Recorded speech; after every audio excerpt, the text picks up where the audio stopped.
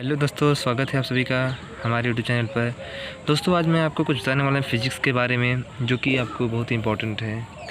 इसमें आपको जैसे प्रोटॉन के बारे में बताएंगे, परमाणु के बारे में बताएंगे, तत्व क्या होते हैं, धातु अधातु क्या होते हैं, इनकी परमाणु होता क्या है।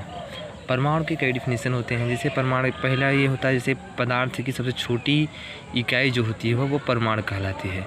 परमाणु क्या होता है, जो रासायनिक अभिक्रिया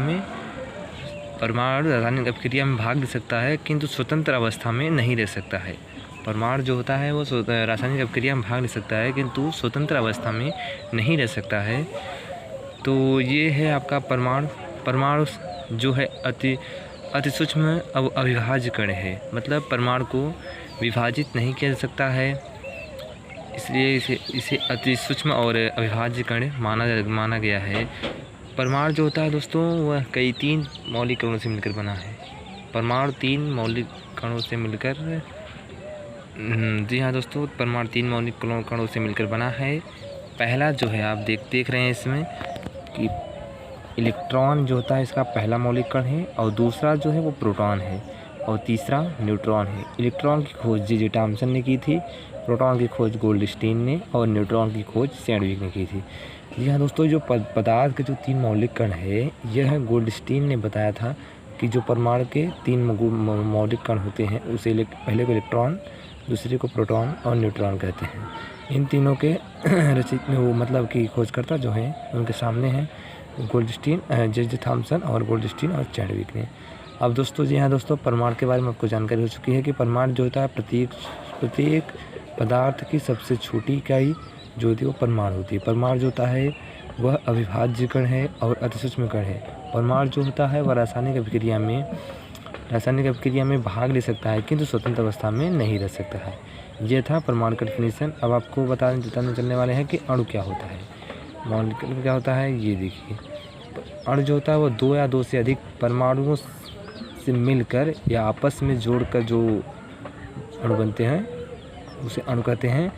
अणु क्या होते हैं, जो 2 या 2 से अधिक परमाणुओं से मिलकर मॉलिक्यूल बनते हैं। मॉलिक्यूल मतलब तो आता है कि अणु होता है, इसी का हिंदी होता है मॉलिक्यूल मतलब अणु होता है। तो दी है दोस्तों, 2 या 2 से अधिक परमाणुओं को आपस में जोड़ने पर क्या बनते हैं, अणु। तो इसी तरह से आपको बताना है डिफिनीसन। अब आगे हम चलते हैं कि इस तत्व की तरफ चलते हैं। तत्व क्या होता है, ये देखिए तत्व क्या होता है। सबसे अच्छा डिफिनीसन इसका है, ऐसे शुद्ध पदार्थ होते हैं तत्व जिसे भौतिक या रासायनिक विधि से न तो अलग किया जा सकता है और न ही बनाया जा सकता है। जी हाँ दोस्तों, जो ये तत्व है, एलिमेंट जो होता है, इस ऐसा शुद्ध पदार्थ है जिसे न तो भौतिक या रासायनिक विधि से न तो अलग किया जा सकता है न ही जोड़ा जा सकता है। जैसे आपको एग्जाम्पल देंगे, लिथियम हो गया, बेरिलियम और नियान, कॉपर जो होता है, जिसको अब कुछ लोग कहते हैं जैसे कि आयरन जो होता है वो भी तत्व ही होता है। तो इसमें कुछ लोग कहते हैं कि इसको हम जोड़ सकते हैं, अलग कर सकते हैं रासायनिक विधि। जैसे कुछ लोग कहते हैं ना कि इसको हम वेल्डिंग करके जोड़ सकते हैं। और तो कुछ लोग कहते हैं कि जैसे जो क्या नाम है, निकल जो होता है या फिर जो आयरन होता है, उसको हम जाते हैं वेल्डिंग के दुकान पे, वहाँ पे जुड़वा देते हैं। तो ये बताइए, जब आप उसको जुड़वाते हैं तो लोहा ही बनता है कि और कोई यौगिक बन जाता है। तो इसको मतलब बोल सकते हैं, या फिर लोहे से लोहा ही बन सकता है, सोना से सोना ही बन सकता है। इसलिए तत्व का जो ही एक डिफिनीसन है कि ऐसे शुद्ध पदार्थ होते हैं जिसे भौतिक या रासायनिक विधि से न तो अलग किया सकता है और न ही इसे बनाया जा सकता है। तो एग्जाम्पल जैसे आपको लिथियम, बेरिलियम, आयरन, निकल, कॉपर इत्यादि। अब जो होता है दोस्तों, तत्व जो होता है उसको भी हम 3 भागों में बांटा गया है। पहला जो होता है वह धातु होता है, दूसरा अधातु, और तीसरा जो होता है उपधातु होता है। तो सबसे पहले धातु जान लीजिए क्या होता है। धातु जो होता है वह विद्युत और ऊष्मा का चालक होता है, विद्युत और ऊष्मा का सुचालक होता है। और यह आघातवर्धनी होता है, मतलब इसको अगर आप पीट सकते हैं तो ये फैल सकता है। जैसे आप लोहे को पीटेंगे तो वह लोहे की चादर बन जाती है। तो धातु जो होता है वह आपका ऊष्मा और विद्युत का सुचालक होता है, और यह आघातवर्धनी होता है, मतलब इसको आप पीट कर चादर बना सकते हैं। और जो अधातु होता है ये ठोस, द्रव, गैस तीनों अवस्था में होता है। इससे ठोस में से सल्फर हो गया, और द्रव में ब्रोमीन, और गैस में हाइड्रोजन हो गया। जी हाँ दोस्तों, हाँ धातु का ये डिफिनीसन हो गया कि धातु को विद्युत और ऊष्मा का जो होता है वो चालक होता है और ये आघातवर्धनी होता है, और आधात जो होता है वह द्रव, ठोस और गैस से तीनों अवस्था में रहता है। अब बात आती है अधातु क्या होता है। अधातु होता है कि न तो उसमें धातु का गुण हो और न ही अधातु का गुण हो, इसे उपधातु कहते हैं। उपधातु में न तो धातु का कोई गुण मिलेगा न ही अधातु का, उसे ही उपधातु कहते हैं। जैसे आर्सेनिक हो गया और Sb और Bi।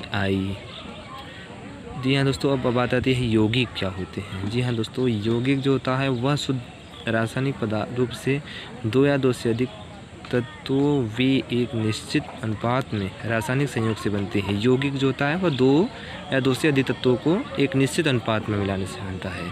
जैसे आपको इसे C+O2 हो गया तो बन जाता है CO2। तो ये क्या होगा, दो या दो से अधिक। इससे हाइड्रोजन क्या होता है, ये कार्बन का नंबर, इसे हाइड्रोजन ऑक्सीजन से मिलकर जल बनाता है। तो जो अनुपात होगा वो एक निश्चित होना चाहिए, उसे ही यौगिक कहते हैं। जी दोस्तों, अब मैं कुछ आपको इंपॉर्टेंट क्वेश्चन बताने जाना हो जो कि कई एग्ज़ाम में पूछे जाते हैं।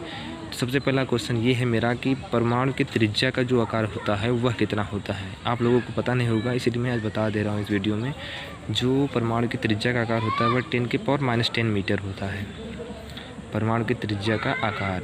दूसरा क्या होता है, देखिए परमाणु के नाभिक का आकार कितना होता है। तो दोस्तों याद रखना कि जो नाभिक की त्रिज्या का आकार होता है वह 10⁻10 मीटर होता है, और जो परमाणु के नाभिक का आकार होता है वह 10⁻15 मीटर होता है। कन्फ्यूज मत होना दोस्तों, जो नाभिक का आकार है वो 10⁻15 है, त्रिज्या का आकार वह 10⁻10 मीटर है। अब दोस्तों ये बात आती है कि परमाणु में सबसे भारी कण कौन सा है, सबसे हल्का कौन है। ये कई बार एग्जाम में पूछ जाते हैं, बच्चे काफ़ी से क्वेश्चन को छोड़ देते हैं या गलत कर देते हैं। तो सबसे भारी कण जो होता है वह न्यूट्रॉन होता है। परमाणु का जो सबसे भारी कण होता है वह न्यूट्रॉन होता है, और जो परमाणु सबसे हल्का कण होता है वह होता है इलेक्ट्रॉन। इलेक्ट्रॉन जो होता है वह परमाणु का सबसे हल्का कण होता है, और इलेक्ट्रॉन जो होता है वह आपका रेडियोवेस होता है, और इलेक्ट्रॉन जो होता है ऋणावेश, और प्रोटॉन जो होता है वह धनावेश होता है, और न्यूट्रॉन जो होता है वह उदासीन होता है। अब देखिए दोस्तों, जो परमाणु पर पंचवां क्वेश्चन ये है कि जैसे परमाणु का वह कण जो बाहरी कक्षा में चक्कर लगाता है। ये दोस्तों आपको क्वेश्चन मालूम होगा कि जो चक्कर लगाता है नाभिक के चारों, उसे क्या कहते हैं, तो उसे इलेक्ट्रॉन कहते हैं। अब छठा क्वेश्चन ये है कि परमाणु के नाभिक में कौन कौन से कण उपस्थित होते हैं। जी हाँ दोस्तों, परमाणु के नाभिक में दो कण उपस्थित होते हैं। ये क्या होता है, ये होता है आपका प्रोटॉन, और ये होता है न्यूट्रॉन। ये परमाणु के नाभिक में उपस्थित होते हैं। दोस्तों ये देखिए, आपको एक क्वेश्चन बताने वाला हूँ, जो वायु में ऑक्सीजन का प्रतिशत लगभग कितना होता है। तो याद रखना दोस्तों, वायु में ऑक्सीजन का प्रतिशत 21% होता है, 21। दोस्तों मैं आपको एक क्वेश्चन बताने वाला हूँ, इसी में क्वेश्चन इसमें मिल नहीं रहा है कि जो होता है ये आग, अगर आपको पेट्रोल जैसे है, अगर आप उसमें आग लग जाती है तो वो आप कैसे उसको, मतलब पानी से क्यों आग नहीं बुझती है, पेट्रोल से आग लगने पर पानी से क्यों नहीं बुझती है। ये क्वेश्चन बहुत ही इंपॉर्टेंट क्वेश्चन है, कई बार पूछे जाते हैं। मैं आपको बताने वाला हूँ, जिसको अगर पता होगा वो कमेंट बॉक्स में बता सकता है। इसके पहले मैं बता दे रहा हूँ कि जो पेट्रोल होता है वह पानी, अगर पेट्रोल से आग लग गई, पेट्रोल से अगर कोई आग लग जाती है कहीं, तो आग से नहीं बुझती, पानी से नहीं बुझती। इसका एक ही रीज़न है कि जो पेट्रोल होता है और जो पानी होता है, पेट्रोल होता है जो जल होता है, यह दोनों क्या होते हैं, अमिश्रण होते हैं। मतलब ये एक दूसरे में मिल नहीं सकते। अगर जो होता है ये पेट्रोल जो होता है वह भारी होता है, जो पानी होता है वह हल्का होता है। पानी जो होता है नीचे बैठ जाता है और पेट्रोल जो होता है वह ऊपर रह सकता है। यही कारण है कि जब पेट्रोल से आग लगती है तो आग पानी से उसको जल से बुझा नहीं जा सकता है। थैंक यू दोस्तों, आप हमारे वीडियो को लास्ट तक देखना। Thank you.